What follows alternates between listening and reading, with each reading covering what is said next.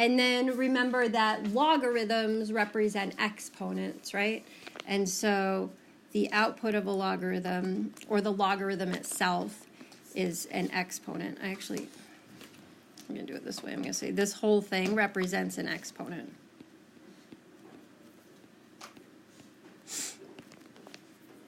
And so if we keep those two things in mind, then the rules that we have for expanding and condensing logarithmic expressions kind of make a little bit more sense, because they're just a restatement of our exponent rules in a different way, right? Using different symbols to represent the exponential expressions and the exponents themselves. So the first one is, if I have log base A of m times n, well, remember that the input of the logarithm is an exponential expression. So if I multiply two exponential expressions, what do I do with their exponents? What? Add them, right? And so since the logarithms are the exponents, this is going to be the same as log base A of m plus log base A of n. So multiplying on the inside, adding on the outside.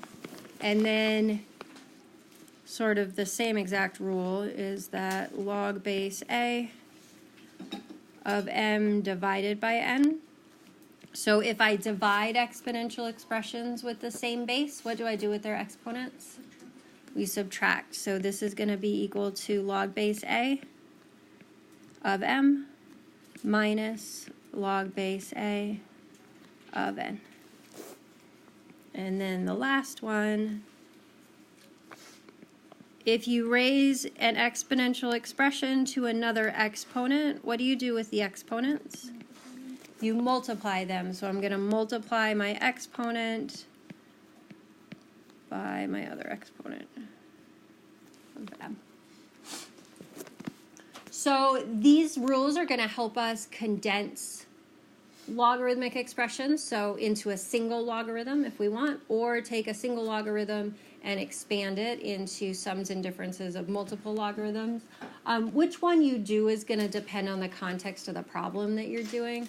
So like, for instance, tomorrow we'll solve some logarithmic equations. When you solve logarithmic equations, you always want just one logarithm, so that you can rewrite it as an exponential equation like we did yesterday. And so if you're solving an equation with logarithms in it, you'd probably condense. Whereas if you're doing something like taking the derivative, derivatives are easiest to take term by term. So it would be more convenient to expand it into the sum of a bunch of logarithms to take the derivative. So depending on the context of the problem that you're doing, you may want to expand, you may want to condense. So one of the challenging things today is that we have really no motivation whatsoever for doing what we're doing, because all of these are going to come up in the context of other problems, and at which point you would know what you should be doing because of the context of the problem. For us, we're just going to be do this, and then we'll do it because somebody told us to. But so some of the things, as far as how far we go and things like that, are going to be determined later on by what problem you're doing. But for our purposes, we're just going to do it for the sake of doing it, so we know how to do it when the time comes to need it. So there's two directions here. We can expand, and when we expand logarithmic expressions, we are going from one logarithmic expression to sums and differences of multiple logarithmic expressions. So when we expand, we are taking things like what's on the left and writing them like things on the right. And so we go from left to right, and then the order that we apply the rules in is from top to bottom. So we apply the addition or the multiplication and division rule first, and then the exponent rule. And then when we are condensing,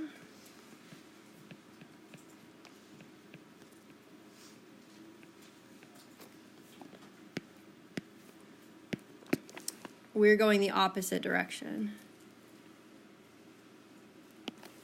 So we are taking multiple logarithms and writing as a single logarithm, and the order that we apply the rules in is from bottom to top. So we apply the third rule first, and then the other two. So we're just going to do these kind of one at a time. We will start with expanding.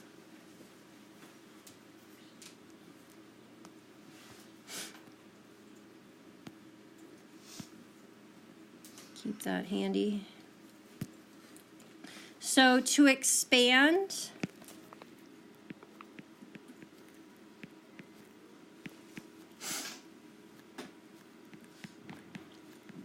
means to rewrite as the sum or difference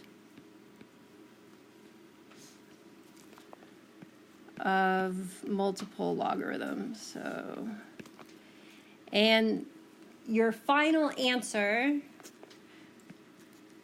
the inputs of your logarithm, so the inputs of logs should not contain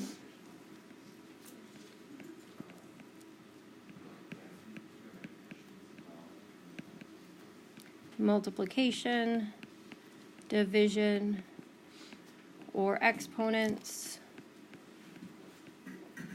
There is one exception to the exponent thing, which I'll just show you in an example at the very end. But so in your final answer, that's how we're going to check to make sure that we're done, is notice on the left side, the inputs of those logarithms contain multiplication, division, or exponents. And our goal is to write everything like on the right side, where the inputs are just single variables or single numbers. They don't have any multiplication, division, or exponents. And then the second thing we want to make sure to do is evaluate any logarithms with numerical inputs.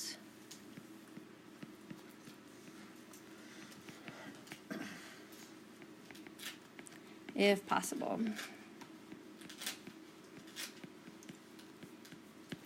So for example, if we had log base 3 of 9, we could evaluate that and call it 2, because 2 is the exponent to which you raise 3 in order to get 9.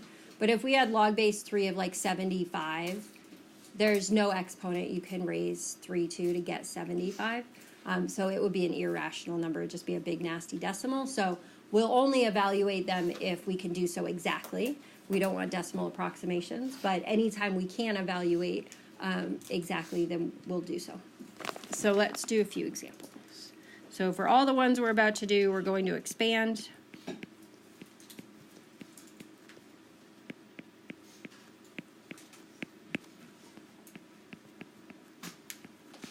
And we'll start with something kind of simple. Let's do the natural log of 3e.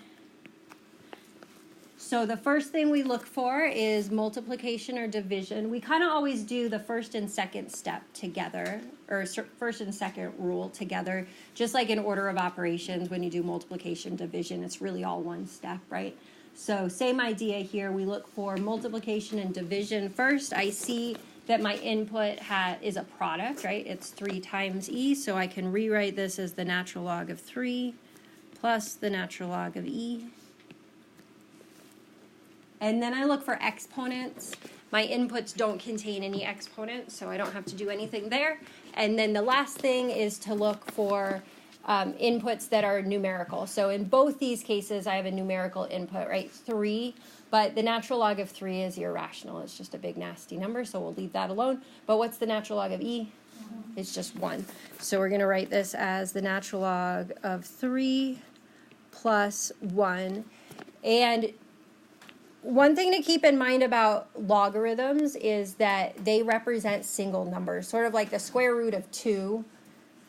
You can't separate the 2 from the square root, right? The same thing is true here. Like this is the natural log of 3. That's one number plus the number 1. So like in no case would I ever be able to get a 4 out of this, right? Because 3 is part of the natural log. and that 1 is not. So sometimes it's convenient to write it like this instead, to like just to remind yourself that 1 is not part of the input of your logarithm. But either one is fine, as long as you don't get confused about what's actually the input and what isn't. Questions so far? Okay, let's do this guy. I'm going to do log of 10 over y times the square root of x. So as I look for multiplication and division here, notice that our input is like 10 divided by y divided by the square root of x, right? Both y and the square root of x are in the denominator, which means that we're dividing by them. So even though there's multiplication in the denominator, overall what's happening with that square root of x is that we're dividing by it. And so I'm going to subtract that rather than, the term that contains that, rather than adding it. You can think of it like this. Like you could say this is log 10 and then do your whole denominator.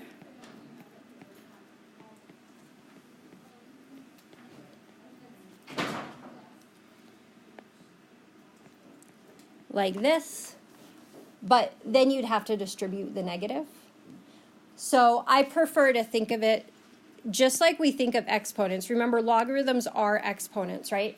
So if we are going through factors, a negative exponent means it's in the denominator, and a positive exponent means it's in the numerator, right? So same thing here. Anything in the numerator is going to give me a positive logarithm, and anything in the denominator is going to give me a negative logarithm.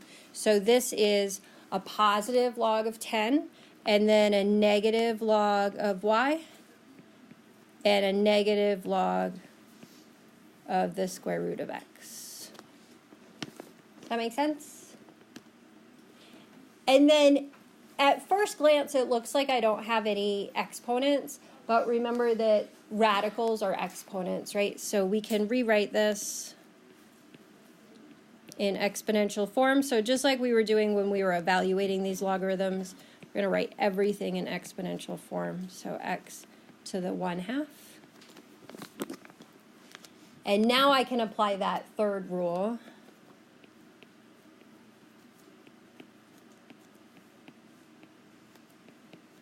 So this is minus 1/2 times the logarithm of x. And then there's one more step here. I can take the common log of 10 as just 1, right? So 1 minus log of y minus 1/2 log of x. Any questions there? Make sense? One thing that I've kind of assumed but not actually said out loud is that notice the base of all the logarithms is the same. And that's part of our rules too, that all in each property the base is always the same. So remember that these are just a different way of writing our exponent rules. And if we had if you had x to the 3rd times y to the 4th, you don't have anything to the 7th power, right? So if the bases aren't the same, you can't do anything with the exponents. So the same is true here. If the base of the logarithms isn't the same, then none of these properties are going to do anything for us. I'm not going to try to trick you by giving you different bases, but it's worth knowing that if you encounter the sum or difference of two logarithms that are one's base 5 and one is the natural log, that you can't do anything to condense those. So they have to have the same base in order for you to use any of these properties. Okay. You guys try this one.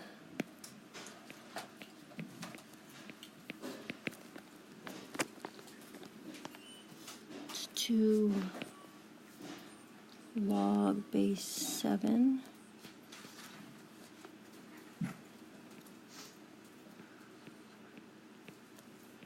x to the third to the fifth.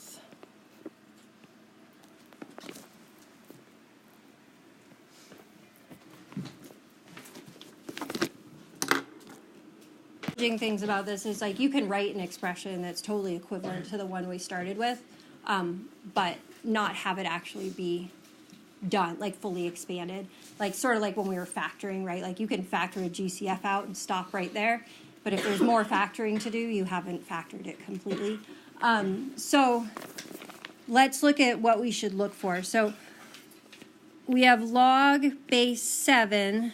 Note that this is multiplication right here, right, between the 49 and the x to the third, so that should give me two separate terms.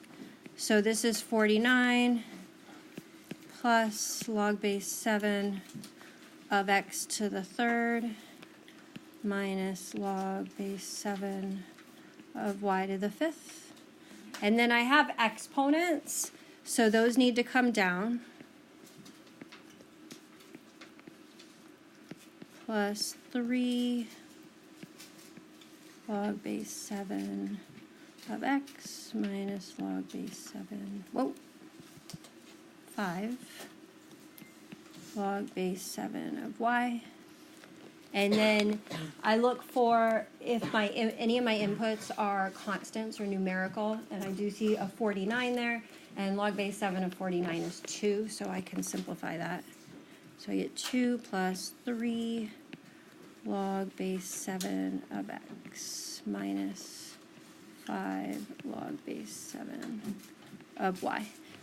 So the way that I know I'm done is if I look at the input of the logarithms, there's no multiplication there and there's no exponents there, right? So the only operation you should have in your inputs potentially would be addition or subtraction, which we don't have here either, but so like as I was walking around, I saw a few like that stopped here, and so the reason that's not done is because if you look at the input, there's exponents in those inputs.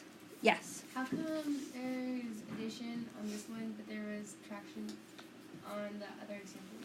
So we subtract to represent division. Yeah. So here we're multiplying Okay. by 49, we're multiplying by x to the third, and we're dividing by y to the fifth. Okay. Whereas on the last one, we were multiplying by 10, but then dividing by both of these. Mm-hmm. So even though there's multiplication in the denominator, all together, it's like if we did 10 divided by y and then divided by the square, right? So anything in the denominator we're dividing by. And so that's why both of those were negative, whereas both of these were positive. Okay.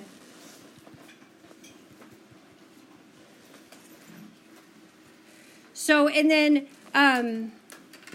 the other thing I saw a couple times was like if you have log base 7 of 49 x to the third minus log base 7 of y to the fifth.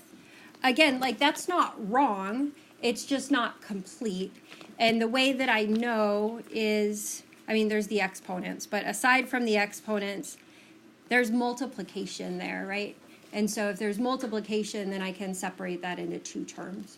So you kind of just, as you go, you want to keep asking yourself if your inputs have any multiplication, division, or exponent. So first make sure that you get rid of all the multiplication and division in your inputs, and then make sure you take care of all of the exponents in your inputs.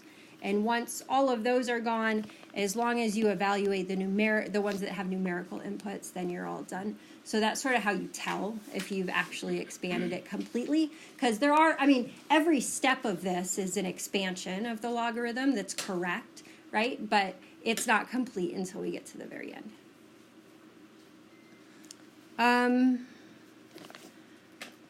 So I want to show you the one example where you could end up with exponents in your input, like in your final answer. which is something like this. So let's do log of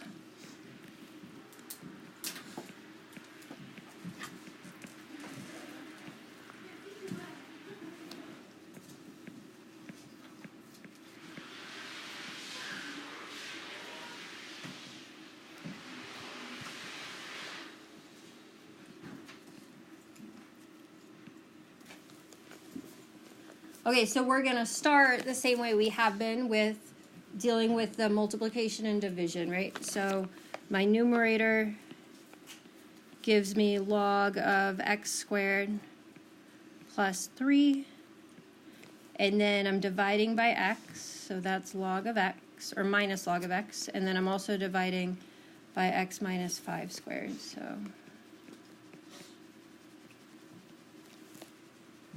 we get there. And then notice that both the first term and the last term have exponents, but I can only apply my third property to one of those. Which one do you think? Yeah, the last one, and that's because the entire input is raised to the second power. Here, only the x is being raised to the second power. So like if I brought that 2 down, and put it here, then I'd be saying that this is really this, which isn't accurate, right? So because that exponent is in a single term and not on the entire input, that's the only time you won't be able to bring it out, is if there's addition or subtraction in your input and the exponent's on one of your terms.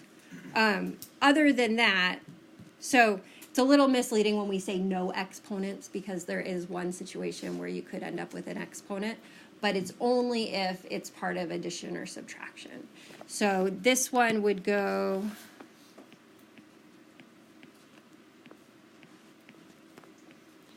like this, and then minus 2 times log x minus 5. So the other thing to notice is it's just as important to know what you can't do with these as it is to know what you can do. So I gave you a little cheat sheet, which hopefully you'll keep by your side as you do your homework, because it's really easy to start doing stuff that like basically making up log rules. Notice that on the left side, inside my input, the only operations I can work with are multiplication, division, and exponents. And then outside my logarithm, so between individual logarithms, the only operations I can work with are subtraction and addition. So you can multiply or divide inside, you can add or subtract outside, but the other way around doesn't allow you to expand or condense at all. So just like over here, we have addition inside the input of our logarithm. There is no rule for addition on the in the input of our logarithm, right? There's no way of expanding that any further. So you want to be really careful not to, you want to do everything you're supposed to do, but you also want to make sure you're not doing things that you can't do. So that's why I gave you this little blue piece of paper, so you can, if you just keep it in front of you, then every time you try to do something, you can be like, oh, is that really a rule?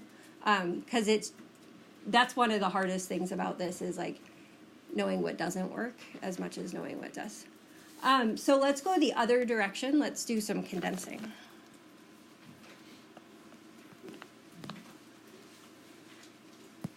Whoops.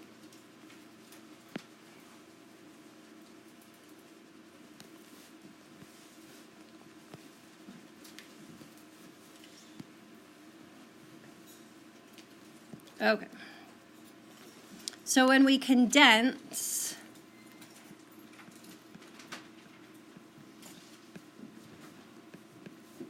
I think that condensing is actually easier than expanding, because there's a little bit less variation in what can come up. When you're condensing, you basically do 2 steps every single time.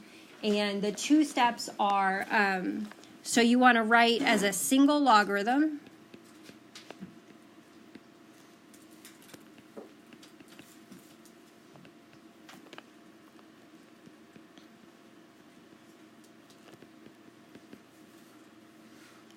with a coefficient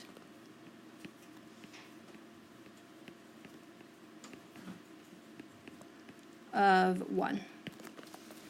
So if we look in our properties, notice like on the right side, if we have addition or subtraction, like that's not a single logarithm, right? It's addition or subtraction of two separate logarithms. Whereas if we go from that to the left side, we've written it as a single logarithm. So log of m times n is just one logarithm.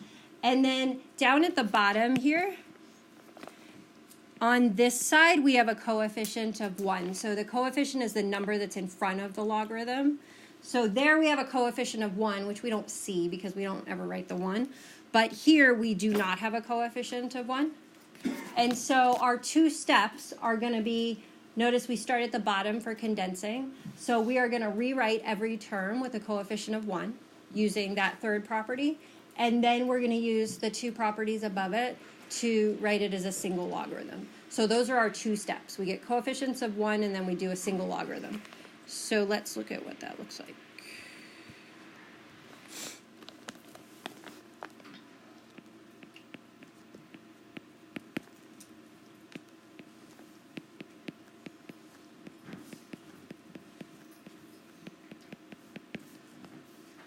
Log of x plus 5 log of y minus 3 log of, I don't know, a.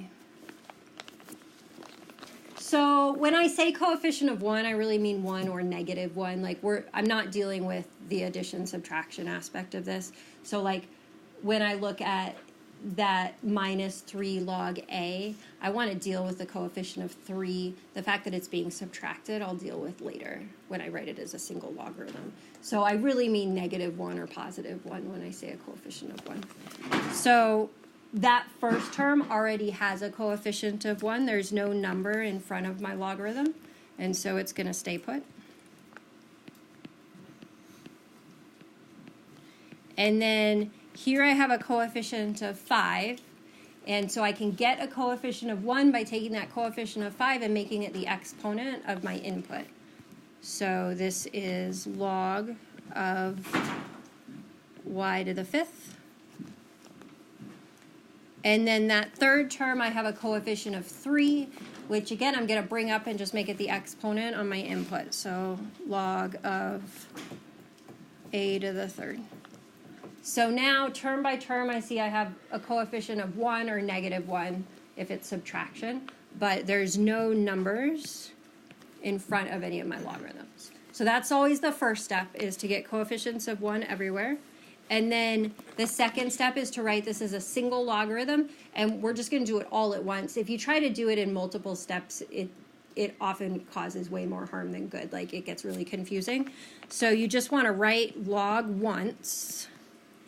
And then just like we said when we were expanding, logarithms are like exponents. So just like when we had things like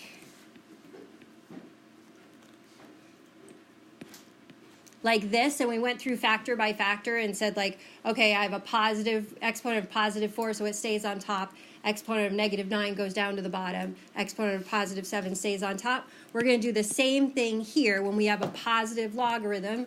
Its input goes on the top. If we have a negative logarithm, its input goes on the bottom. So I have positive log of x, which puts the x here. Positive log of y to the 5th, which puts that input on the top as well. And then negative log of a to the 3rd, so that goes on the bottom. If in that second step you find yourself writing log more than once, something is going horribly wrong. I mean, maybe not horribly, but you're doing something wrong, right? So that's like the key to this, is just doing it in 2 steps so that you don't get all mixed up about where the logarithms go. So you get your coefficient of 1 and then a single logarithm, only multiplication and division in your input. Unless there's addition or subtraction in one of your inputs. We'll do one of those here in a sec. So let's do another one.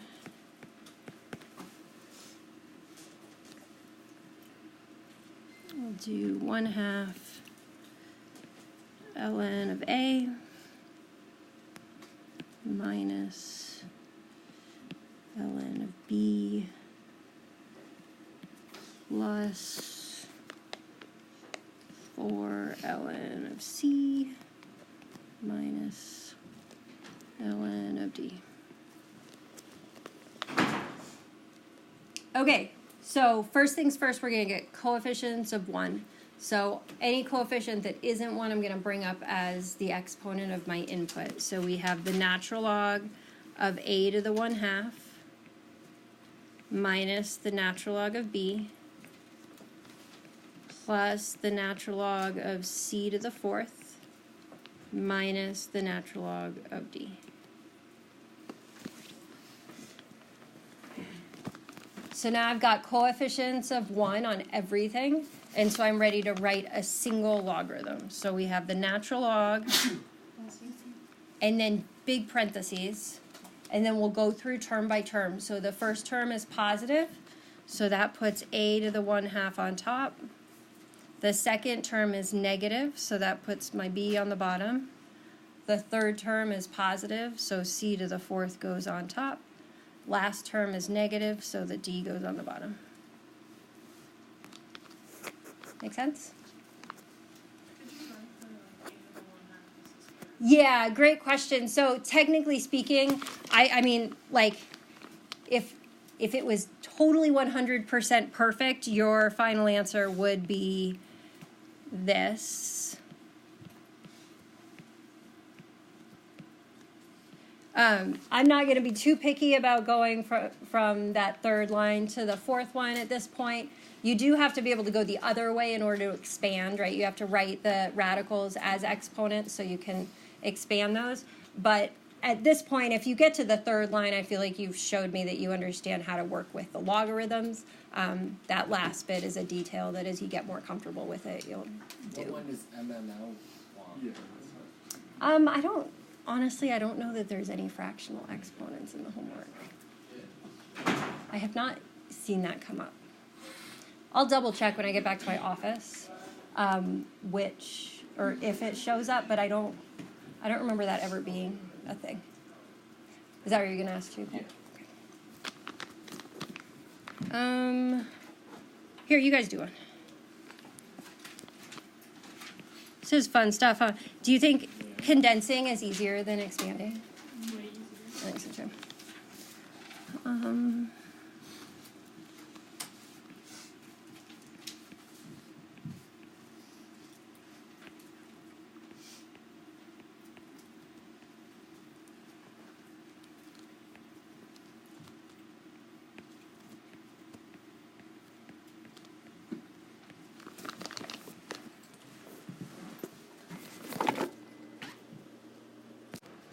And so did we get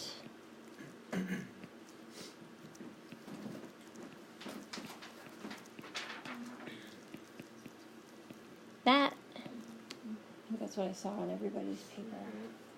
Okay, so I'm going to give you 2 more problems, and then you'll be done.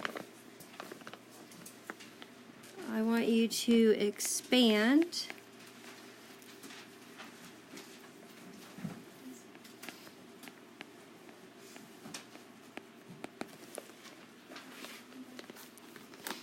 there it is.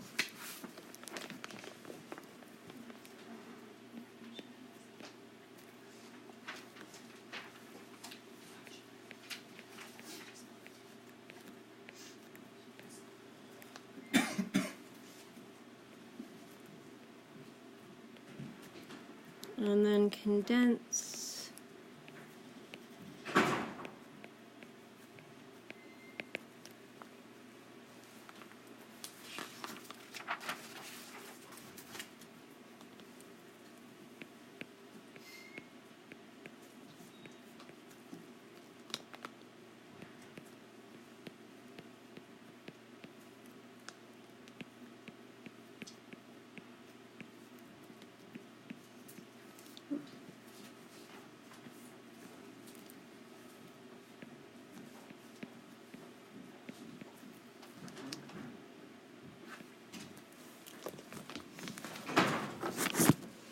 Okay, do both of those.